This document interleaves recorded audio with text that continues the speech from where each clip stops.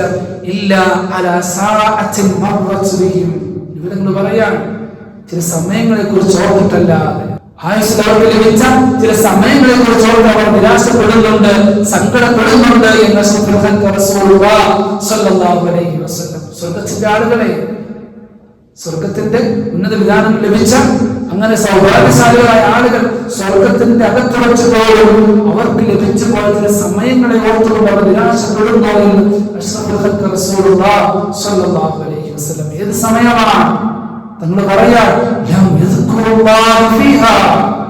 അവർക്ക് ആയുസ്സിൽ കിട്ടിയ ചില സമയങ്ങൾ, ചില ഒഴിവ് സമയങ്ങൾ, അല്ലെങ്കിൽ അത്തരത്തിലുള്ള സന്ദർഭങ്ങൾ, ആ സമയങ്ങളിൽ